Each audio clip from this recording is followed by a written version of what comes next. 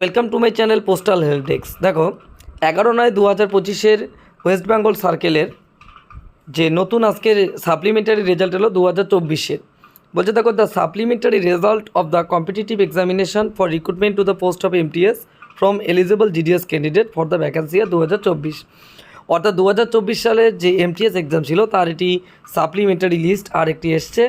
এবার এখানে যে বিষয়টি বলেছে, দেখো যে এমটিএসের যে দুইটি লিস্ট রয়েছে এখানে, অ্যানাক্সার এ আর অ্যানাক্সার বি।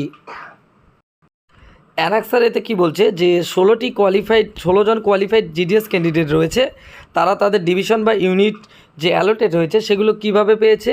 এর আগের যে লিস্ট ছিল সেখানে যারা নন জয়নিং, যারা জয়েন করেনি, সেই পোস্টগুলি ভ্যাকান্ট ছিল।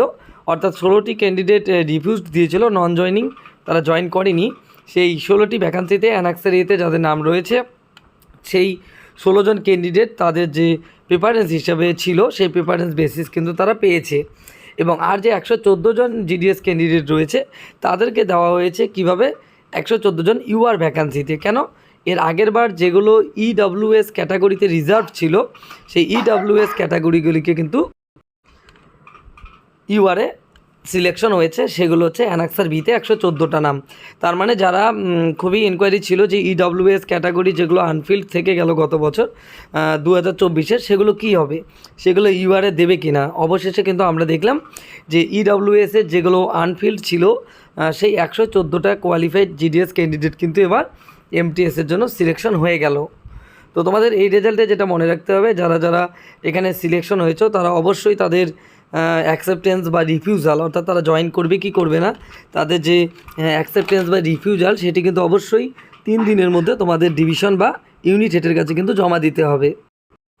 তো এখানে যাদের যাদের সিলেকশন হয়েছে তারা অবশ্যই 3 দিনের মধ্যে তোমাদের প্যারেন্ট ডিভিশনের কাছে বা ইউনিট হেডের কাছে অবশ্যই 3 দিনের মধ্যে তোমরা লিখিত দেবে যে তুমি সেই পোস্টে অ্যাকসেপ্ট করছো নাকি রিফিউজাল করছো। এখানে দেখো বলাই আছে যে 15/9/2025-এর মধ্যেই কিন্তু তোমাদের প্রমোশন অর্ডার ইস্যু করতে হবে। অর্থাৎ তোমাদের 15 তারিখের মধ্যেই কিন্তু 15/9/25-এর মধ্যে, অর্থাৎ রিফিউজাল বা অ্যাকসেপ্টেন্স দেওয়ার 3 দিনের মধ্যেই কিন্তু তোমাদের অ্যালোটেড ডিভিশন দিয়ে দেবে যে জয়নিং ডেট বা প্রমোশন অর্ডার কিন্তু দিয়ে দেবে। কেউ যদি প্রমোশন না করে কোনো ক্যান্ডিডেট, তাহলে 7 দিনের মধ্যে কিন্তু অটোমেটিক সেটি কিন্তু রিফিউজাল হয়ে যাবে। তাই তোমরা যারা যারা এই লিস্টে আছো তারা অবশ্যই তাদের অ্যাকসেপ্টেন্স বা রিফিউজাল জমা দিয়ে দেবে এবং 15 তারিখের মধ্যেই কিন্তু তোমাদের প্রমোশন অর্ডারটি কিন্তু ইস্যু হবে। তো এই ছিল 2024-এর সাপ্লিমেন্টারি লিস্ট। এখান থেকে আমরা যেটা বুঝতে পারছি, দেখো 2024-এর যেহেতু সাপ্লিমেন্টারি লিস্ট এলো, তার মানে 2025-এর জন্য কিন্তু কিছুটা চাপ কমে গেল। কেননা এই ক্যান্ডিডেটরা সবাই কিন্তু 2025-এ ছিল। তাহলে 114 জন আবার 16 জন, এই যে ক্যান্ডিডেটগুলো কিন্তু 2025-এর যারা ছিল এদের কিন্তু আর কিন্তু এরা আসবে না। অর্থাৎ আমরা কিন্তু আশা করি যে 2025-এ কিন্তু ভ্যাকেন্সি তুলনামূলকভাবে অনেকেরই কিন্তু সুবিধা হয়ে গেল।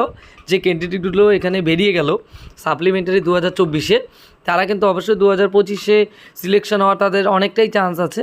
তাদের জন্য কিন্তু 2025-এর জন্য কাট অফটা একটু হলেও কমার সম্ভাবনা থাকবে বা অনেক ক্যান্ডিডেটই কিন্তু পাওয়ার আশা থাকলো। তো তোমাদের সবার জন্য বেস্ট অফ লাক। তোমরা অবশ্যই জয়েন করে নাও তাড়াতাড়ি, এবং সমস্ত খবর পাওয়ার জন্য যারা যারা এখনও চ্যানেলটি সাবস্ক্রাইব করোনি অবশ্যই সাবস্ক্রাইব করে রাখো, যে কোনো খবর সঙ্গে সঙ্গে পাওয়ার জন্য। Thanks for watching.